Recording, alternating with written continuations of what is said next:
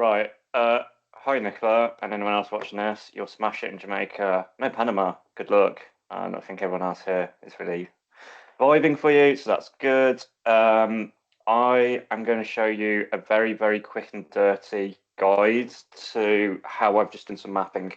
So, for some context, I was responding to an earthquake here in the Philippines. Earthquake area got hit by a typhoon. We've now got a typhoon on the way. So we needed to adjust the emergency appeal, and we had about 4 hours to do it in. So this involved creating some very dirty maps. David and Alexei, and probably Paul to an extent, are going to judge the hell out of me for a lot of this work. It is sloppy, it is not good practice, but it's just a very, very quick guide because I know you're interested in that. So I'm just going to share my screen quickly. You're all going to see your own faces. Sorry about that. Oh, no. So what we've got here is a bunch of layers that I've had to import. I did not have time, and you may not have time to go and find all the shape files. You might not have the time to go and find the right, geographical service that publishes this. The US government is shut down, so their geospatial stuff is patchy. So it is a bit all over the place. But essentially, what I ended up pulling in was the path of Typhoon Kalmegi, the anticipated path of Typhoon Fengwang, overlaid it onto the Philippines, and put the earthquake in and the affected regions for the emergency appeal. Again, no judgment here, very short on time, and very, very kind of trying to make ops happy and trying to demonstrate 4 different color things over. I've told you this on WhatsApp. I don't know why I'm explaining it again. So I'm going to walk you through very, very quickly where it, like, absolute idiot-proof guide to produce something similar, which you can export as a quick PDF, bang it out, and then if you need a proper product making, you can either come to the excellent people here or go via Sims. I hope you still have an ArcGIS account. And again, I'm with the experts in the room, and I'm going to get judged so hard for this. I'm so glad I'm going for pad thai afterwards. So essentially, going on to the home of the British Red Cross, maps.arcgis. There's the link. Hitting the little tiles, and we're going to Map Viewer, and it opens up this. Oh my God, has my hotel Wi-Fi cut out? No, it hasn't. Okay, cool. Essentially, what I've done is I've used the pre-existing layers in AGOL. So I'm going to Add, and I go to Browse Layers. And then what we want is to change my content to Living Atlas, which is basically the public repository of all things. And then I gave it a search for hurricane, which is a cyclone here, technically. So you can see there's already some pre-populated ones here. And these are live ones, and these are updated. So hosted by Esri, verified, or it's authoritative, recommended by Esri, hosted by Esri. We trust it. Well, we trust it with a 4-hour time frame. And it's just a quick case of hitting add, give it a bit of time to load, and then suddenly you have a layer with your active typhoons, cyclones. And so you can see already we've got Kalmegi here, which has passed through. And then we've also got Hurricane Fengwang, is it? Crewing in. This might be relevant to you considering you're doing a hurricane response. And this is a very generic video for Nicola, but anyone else might want to use it. You might also want to do on search there, hit add, browse layers, Living Atlas, search for hurricane again. And there's also recent hurricanes, cyclones and typhoons.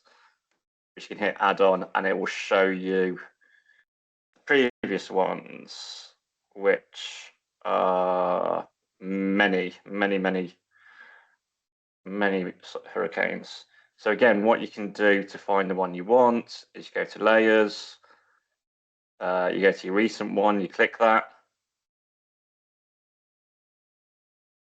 All right, you have to expand it. Click the one you want. So observed track is probably what I want.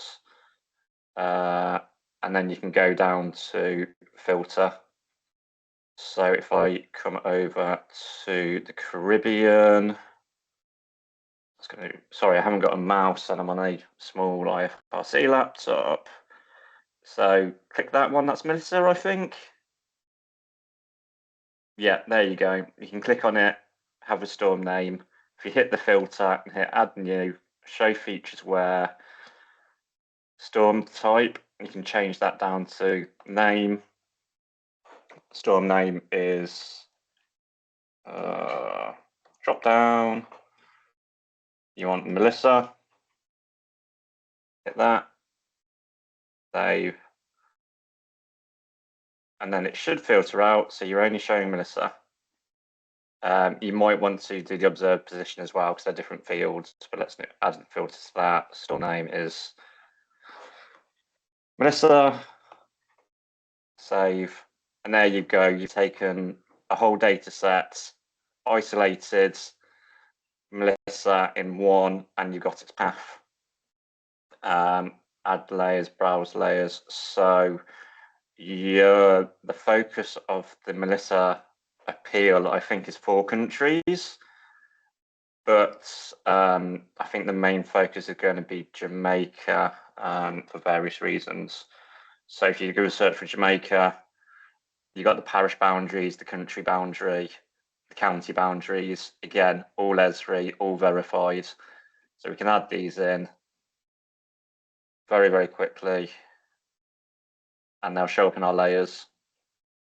And what you can then do is reorganize them. So counties up there, parishes up there.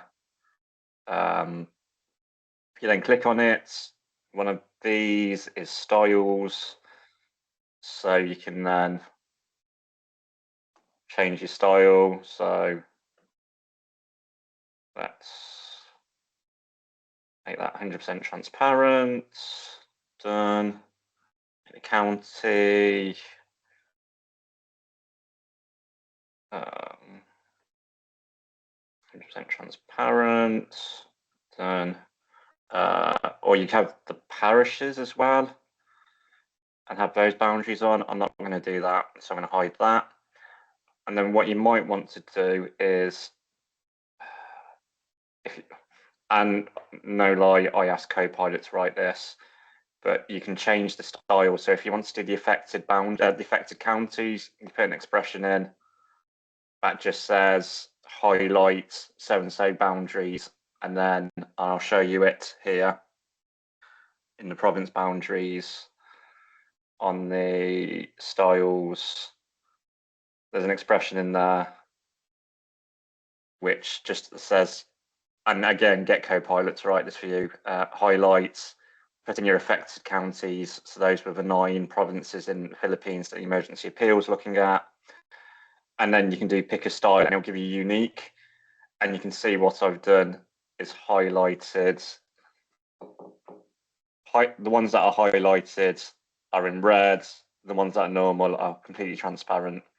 And that's how, in a very quick and dirty way, you can add on hurricane tracks, affected regions, and produce a product that is somewhat it's good enough for an emergency appeal, it's good enough for a draft, it's good enough for a sit rep. If you don't have long to do it, it's a very valid way of doing it. There are a ton of restrictions and limitations on it, especially using other people's data sets. You can't really edit entries, etc. But again, if you want the quick dirty map, as promised, that's kind of a way to do it. I'm going to stop sharing. Maybe we can stop recording. Unless, David, you want to put some comments in? Just one comment to say, Lee, you could always save that map and transfer it to Nicola's content on ArcGIS, and then she has a starting point to use. I could, and also the one thing I forgot to show was that it's extremely easy to export. You can hit print, print, print, print. Come on, print. And you can export it as a PNG in various different forms. You can add the legend, North Arrow scale bar in, etc. If you want to curate the legend, you click legend and you just kind of choose what you want. And in layers as well, if you don't want something in the legend, you just click on it, go to properties, and just turn it off. Yeah, you can change colors and stuff, but that's going into the weeds of it, and it's easy to figure out. Anyway, quick, dirty, how to make a quick map that's good enough for an emergency appeal. It'll get you some funding. You can do good work, and yeah, that's as promised. I need to go for pad thai now.